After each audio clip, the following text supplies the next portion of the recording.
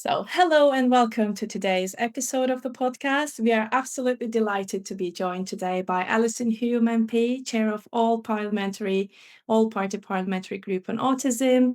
Before entering Parliament as a Labour MP for Scarborough and Whitby in July 2024, Alison had a distinguished career as an award-winning screenwriter and television producer, known for creating acclaimed series such as The Spartacle Mystery for CBCC and Rocket Man for the BBC.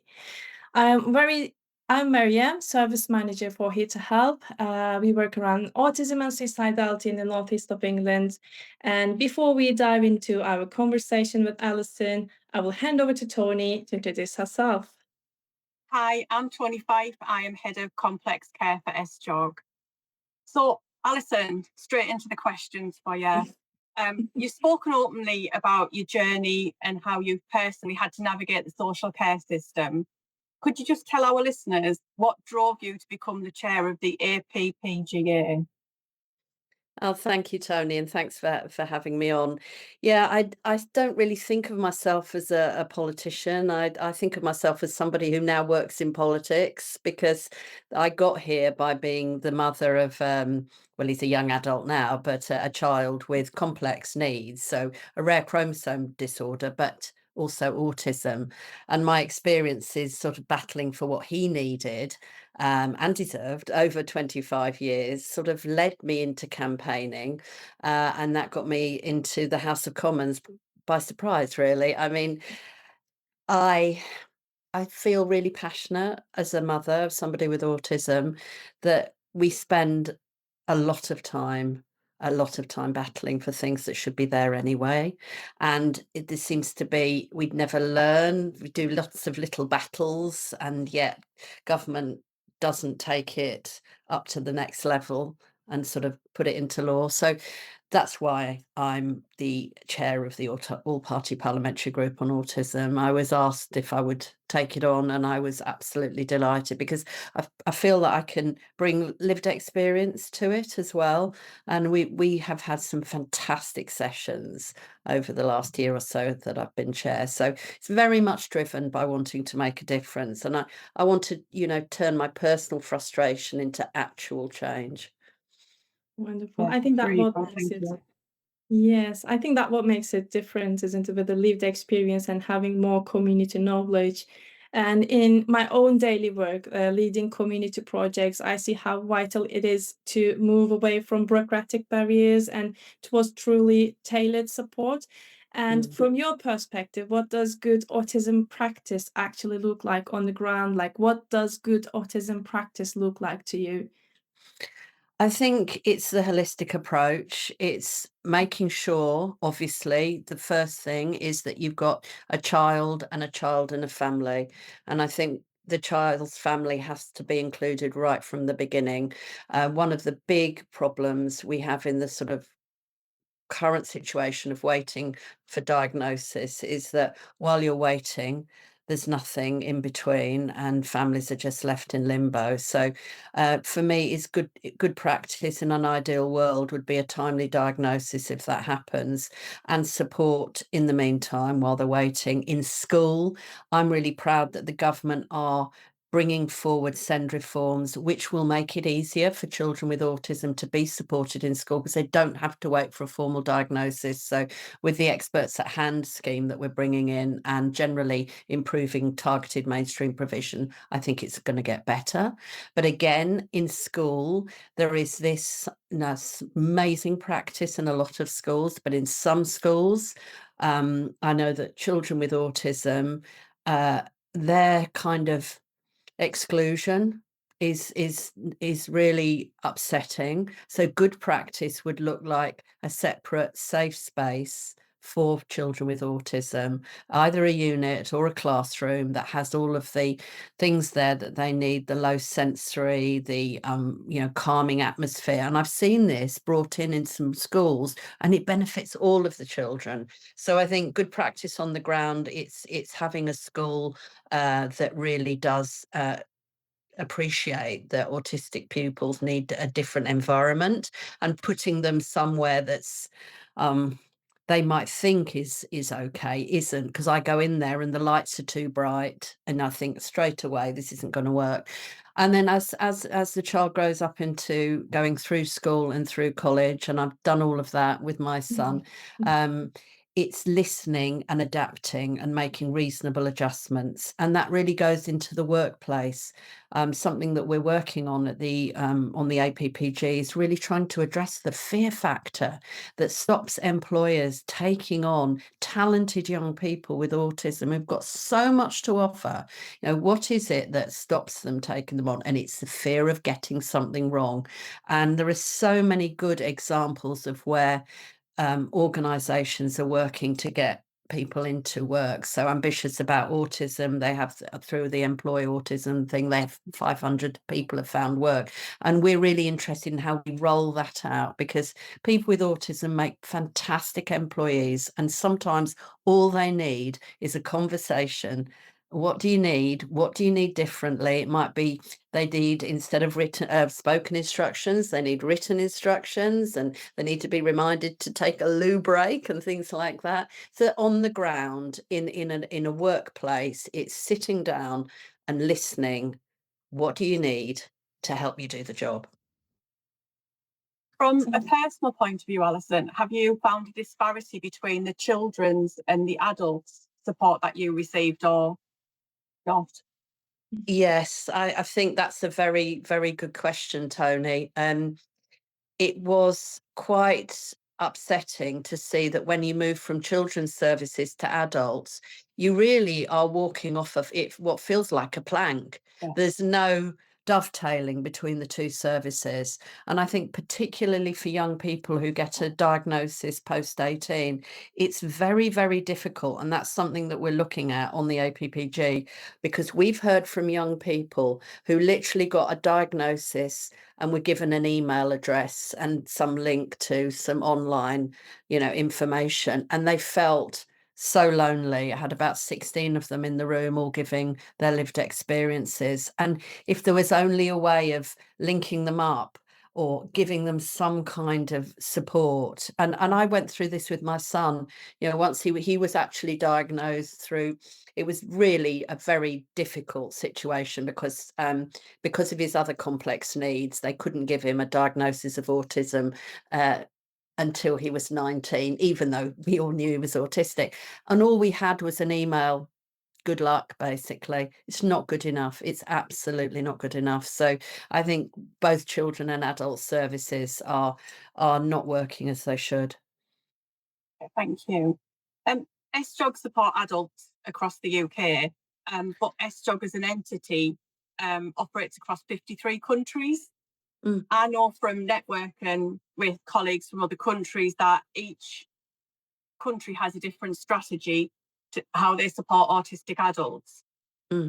How can international learning inform UK policy, do you think? Yeah, that's a really good question. And I think something that we could do on the APPG is look at best practice from other countries. That is a very, very good idea, and not something that we have actually looked at, because it goes back to what I was saying about reinventing the wheel. I do feel that, the answers will be out there.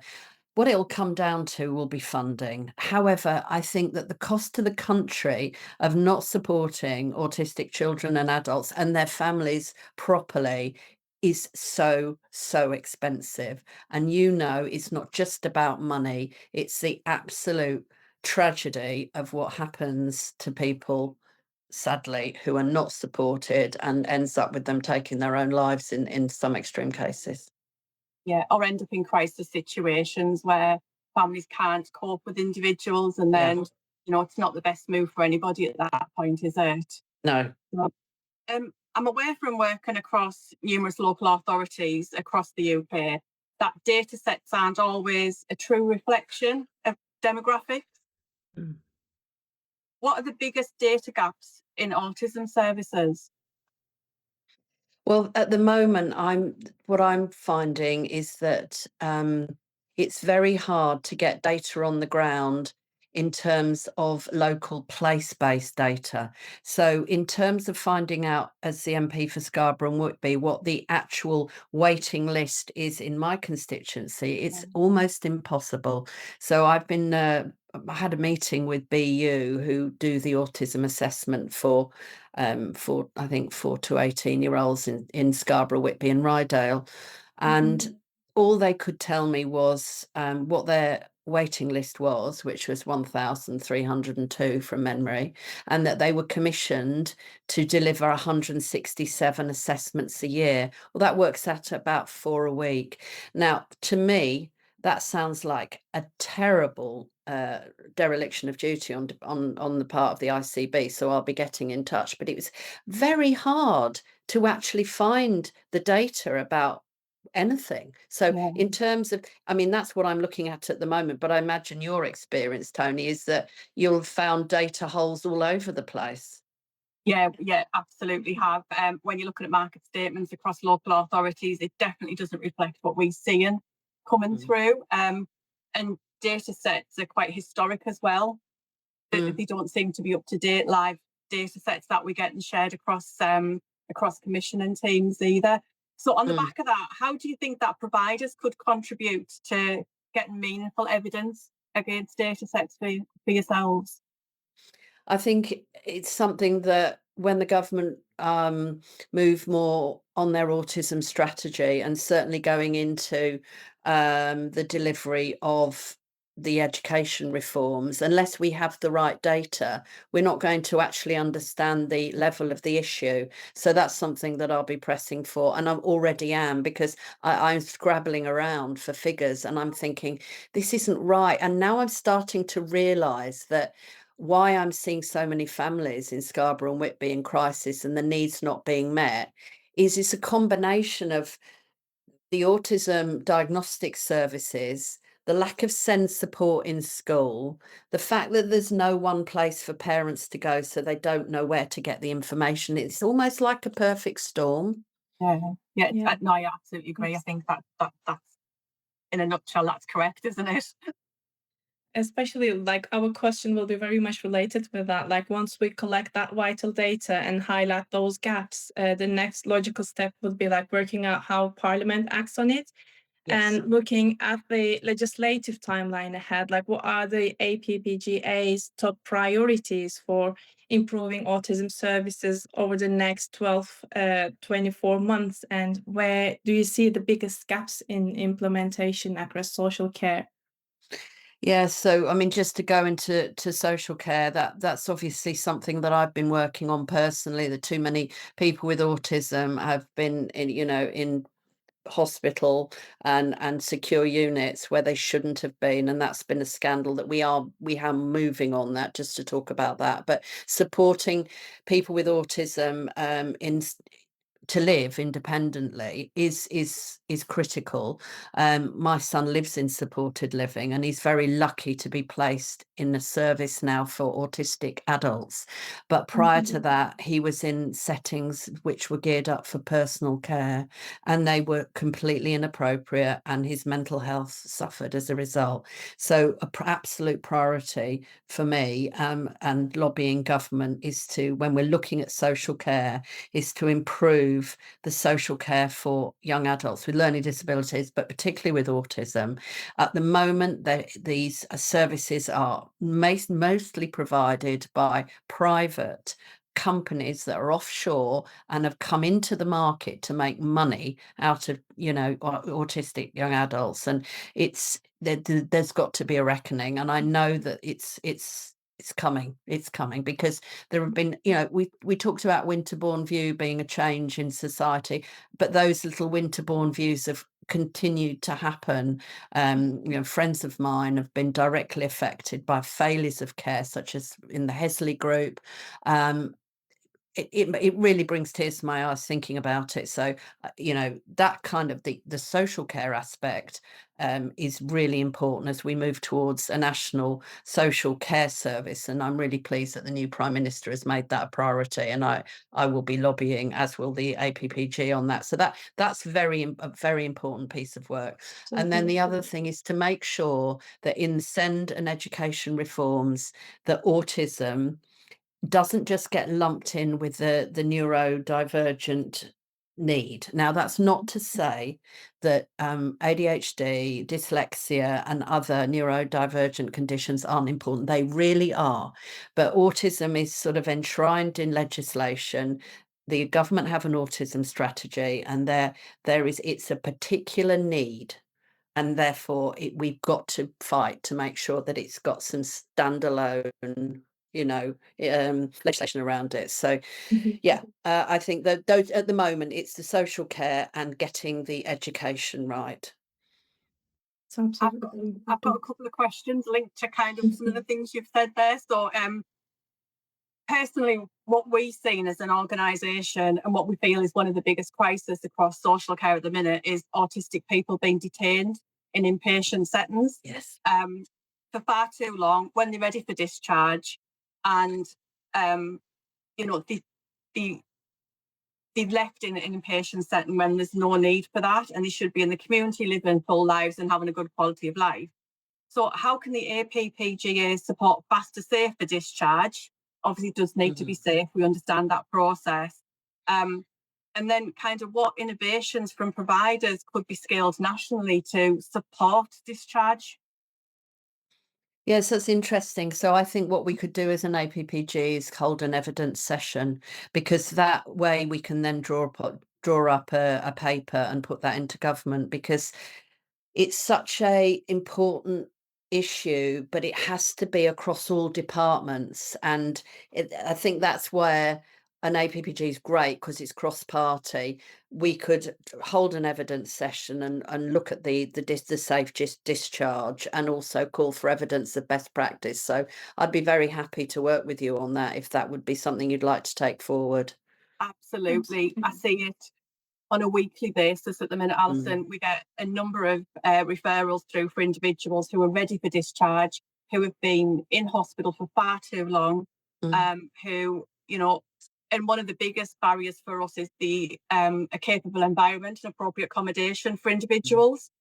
And even when we can source it, there are other barriers put in the way. So yeah, we'd be really keen to work on that, because there are so many people ready for discharge who, just cannot get out of hospital at this time. Yes, and I see it in my own inbox, and all that time that person is there where they shouldn't be there. Their life is crumbling, their family's life is crumbling, and they've done nothing wrong except to be autistic. No, I absolutely agree. You've also mentioned implementation gaps across social care. How well is the current autism strategy translating to real change for autistic adults, particularly those with really complex needs and across social care settings? I don't, in my own opinion, I don't think the autism strategy is working as well as it should. I think it needs to be strengthened, and I think that is the view of the APPG. Certainly, the evidence that we hear when we hold our sessions suggests that there are too many gaps, and we've written to the government pointing those out. Right, okay, that's really good to hear, actually, because it's part of. We agree with you. We absolutely agree with you on that. Good. There's so much to do and so much more. And one of the questions I was going to ask is, how can organisations like SJOG work more closely with yourself and the APPGA? But to be fair, if it's on hospital discharge and strengthening the autism strategy, we'd absolutely love that, because it is something we feel very strongly about. We're really passionate about making changes to people's lives. No, and that's great. And what we try and do on the APPG is hold evidence sessions like the ones that I've described, and get people into Parliament to hear from them. It's so powerful, and then that we can then feed in on a policy level to government, and that works really well. So I think we can do a really good piece of work on that, and it desperately needs to be done. Absolutely agree. Thank you. Thank you very much. I think we are all we asked all of the questions. I'm aware that we're almost at the end of the time today. So I want to make sure we leave room to thank you properly, Alison. Thank you. Thank you so much for joining us and sharing such valuable insights and also the lived experience. I think this is the most important part of the podcast, to hear from an MP who have the lived experience and good understanding of the autism. And thank you also, Toni, for joining the discussion. Thank you. It's been a pleasure talking to you, and thank you for all the important work that you do. And I look forward to working with you in future. Absolutely, really keen to do that. Thank you. All right, thank you everyone listening at home. To learn more about our work around autism, as well as the wider services provided by SJOG, please visit our website or check the show notes. Until next time, please take care. Thank you.